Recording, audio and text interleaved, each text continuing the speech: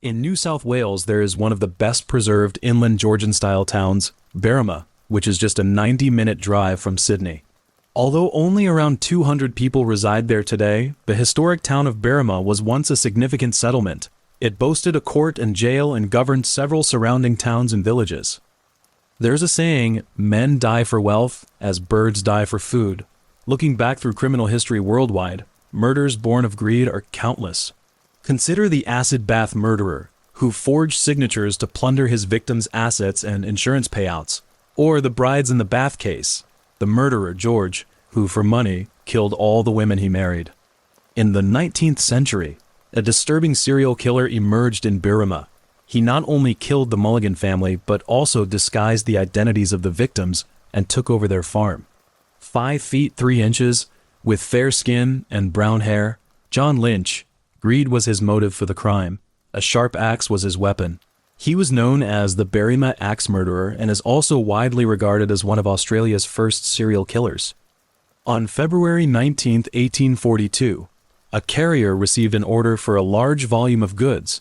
He needed to set off from Berrima with several workers to reach the market located in Sydney. Although the journey was too long, it was still relatively easy with carriages and bullock carts. On the way, when the convoy passed the Ironstone Bridge spanning the Wingecarribee River, the carrier halted the convoy because he intended to let the bullock carrying the goods take a bath to cool down. However, a dingo by the roadside caught his attention. It was frantically digging at the bushes as if there was something very attractive inside. Finding this strange, the carrier sent a worker to check it out.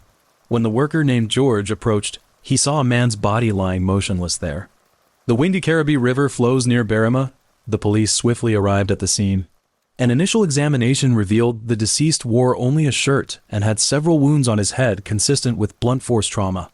In order to identify the deceased, the body was transported to Berrima. There, the deceased was confirmed to be 27-year-old Landrigan, described as a reserved and quiet man who worked for an innkeeper. Just days prior, he had stated his intention to visit his brother. However, when seen again, he had become a corpse. When the time came on February 25th, a man named Chalker arrived in Berrima.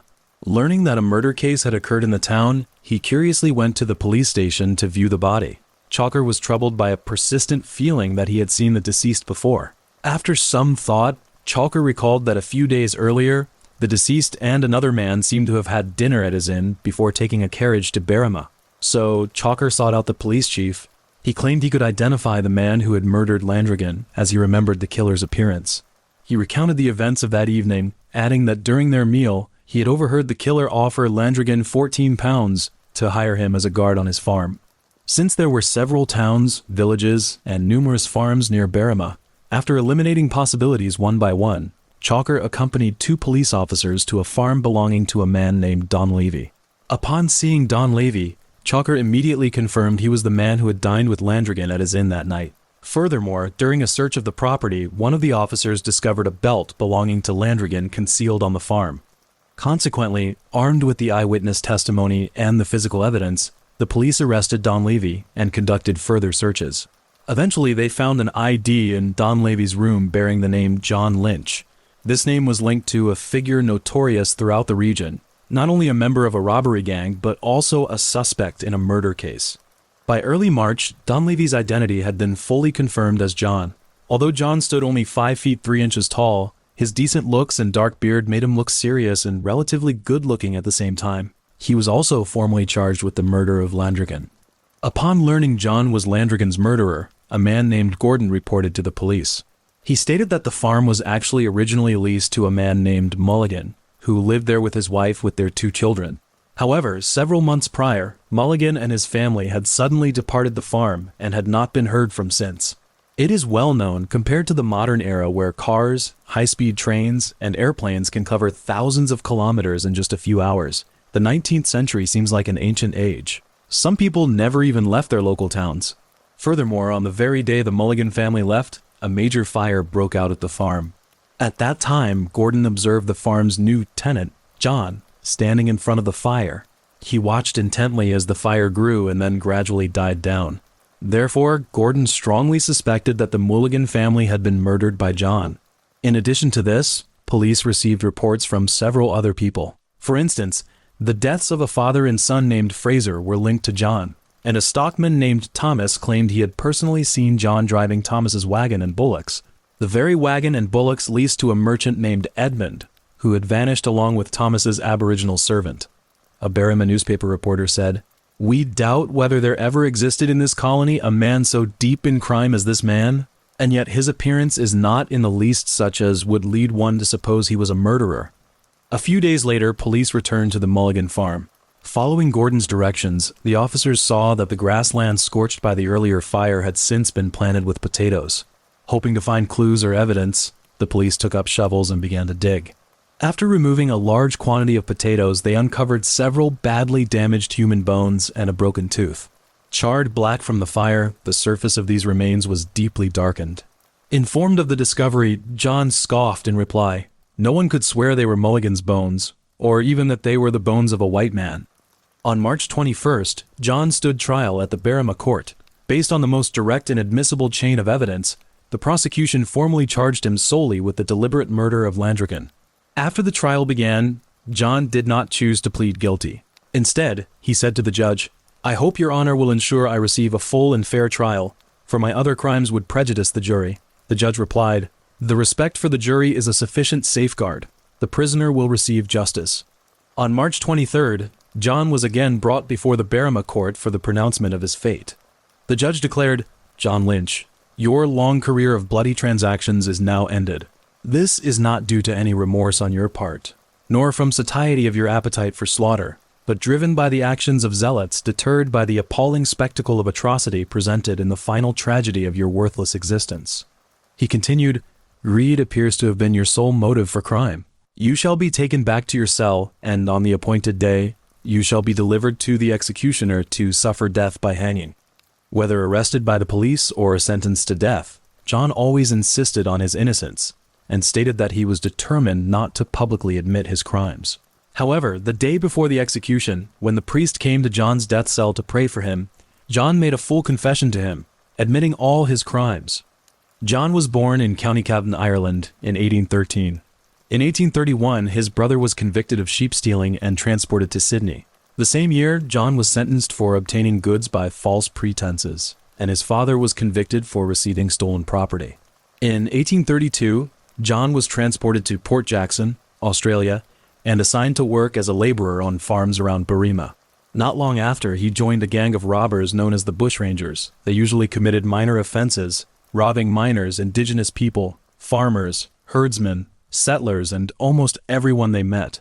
In 1835, an incident led to John and two other men being charged with the murder of Smith. However, although John confessed to the crime, the jury did not believe him and set him free, while the other two men were hanged. In July 1841, John returned to the town of Berrima. He first stole 8 cattle from the farm where he had worked, planning to take them to Sydney, sell them, and start a new life. On the way, as John herded the cattle past a quarry, he encountered a merchant named Edmund and Thomas's Aboriginal servant. They were driving a wagon and bullocks laden with wheat, salt pork, and other farm produce, bound for Sydney to sell. For safety, John and Edmund agreed to travel together to Sydney. However, driven by greed, John resolved to kill both men and seize their wagon and heavily laden bullocks. Early the next morning, while the Aboriginal servant was watering the bullocks, John seized an axe and savagely struck the back of his skull, killing him instantly. He then approached Edmund's wagon, where the man was still asleep. Like the servant, Edmund was murdered as John caved in the back of his skull with the axe. To cover up the deaths of the two men, John dragged their remains into the nearby bush and covered them with stones and branches. Several days later, John arrived near Liverpool, close to Sydney. There, he encountered Thomas, the owner of the wagon and bullocks. John explained that he was a friend of Edmund's. Unfortunately, Edmund had sprained his leg. Fearing the servant might abscond with the wagon and bullocks, Edmund had asked John to transport the goods to market, while he and the servant went to the hospital. Thomas accepted this explanation, preferring to trust the word of a fellow white man than believe the servant wouldn't run off. Upon reaching Sydney, John sold the 8 stolen cattle and Edmund's goods at a steep discount to a merchant. He then set off back towards Berrima with the wagon and bullocks. During the return journey, John encountered another party led by a father and son named Fraser. Due to the threat of bushrangers, they accepted John's offer to travel together. When night fell, the Frasers, John, and two others in the party, a man and a woman, entered a designated way station for traveling merchants to spend the night. However, Thomas had seen through John's lies. He reported the matter to the police, providing a detailed account. Consequently, the police dispatched mounted troopers to search for John's trail along the road from Sydney. While the group dozed around the campfire, a mounted policeman entered the campsite. He explained the situation and inquired if anyone had seen the fugitive. John, lying on the ground, trembled with fear. Fortunately, the Frasers stated they hadn't seen the murderer and had no information. The trooper then continued his journey towards Berrima. Realizing his crimes were exposed, John resolved to abandon Thomas's wagon and bullocks, and he decided to kill the Frasers and take their wagon. As these thoughts crossed his mind, John said that he then prayed to God, hoping that God would help him, but even without any response, he still decided to kill the Frasers. Early the next morning, John drove his wagon and bullocks into nearby scrubland. Then he returned to the camp and told the Frasers his animals had gone missing. He suspected they might have wandered off towards Berrima and asked to travel with the Frasers back to town. A day later, seizing the moment when the Fraser son went to fetch the horses, John pulled an axe concealed in his sleeve and caved in the back of the young man's skull. He then returned to the camp leading one horse and told the elder Fraser that his son had spotted some stray horses and was trying to catch them. Minutes later, as Fraser Sr. bent over, John struck him from behind with the axe, crushing the back of his skull. Finally, John took a shovel, dug a shallow grave, buried both father and son, and chillingly, even slept near the gravesite for a time. On August 18th, John rode back to Berrima. He first went to the farm occupied by the Mulligan family. Mulligan had previously purchased stolen goods from John and still owed him money. Confronting Mulligan, John demanded the outstanding £30. Strapped for cash, Mulligan could only spare £9.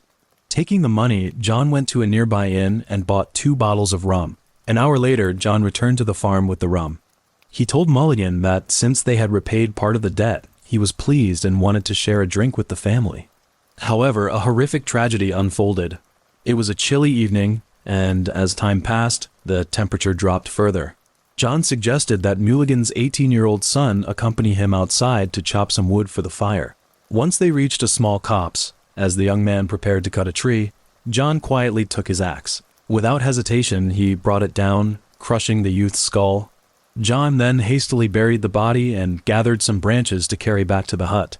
Returning alone, John told Mulligan that because it was so cold, he had asked the young man to stable his horse for him. But after several tense minutes passed without the son's return, Bridget, the mother, grew anxious. She flung open the door, calling repeatedly for her son. Met with silence, she feared the worst. She pleaded with Mulligan to take his gun and go with her to find out what had happened to their boy. As an adult and the murderer, John also went out with the Mulligans. As they neared the scene of his earlier crime, John realized he could hesitate no longer. Seizing his axe, he first struck down Mulligan, who was carrying the gun. Bridget did not notice that her husband was already dead because she was staring at her son's body. Before she could even call out to her husband, John had pushed her to the ground and ended her life with the axe. At this moment, the Mulligan family had only one remaining member, a 13-year-old girl named Mary, who was quietly waiting for her family's return in the hut. However, it was not her parents who came back to the hut, but John, covered in blood. According to John's confession, he said that he actually did not want to kill the girl, but he understood that if he spared her, Mary would inevitably discover his crimes, accuse him, and see him hanged. So, John could only say to the frightened girl, "You have 10 minutes to pray for your soul." 10 minutes later, John sexually assaulted Mary and killed her. He then gathered the corpses of all 4 victims together, built a pyre over them using wood, and set them ablaze. Early the next morning, he collected the fire-scarred remains and buried them on the far side of the farm. John's desire was to secure enough money and start his life anew. So, after murdering the Mulligan family, he forged a letter claiming that the Mulligan family, fearing that their dealings in stolen goods were about to be exposed, had fled the Berrima area. Moreover, he found the farm's owner, William, and told him that he would continue to run the farm and pay the due expenses to him. On April 22, 1842, John was hanged on a temporary gallows erected in the Berrima prison. He left this world with reluctance and anger. No one believed that he ever felt remorse for his crimes.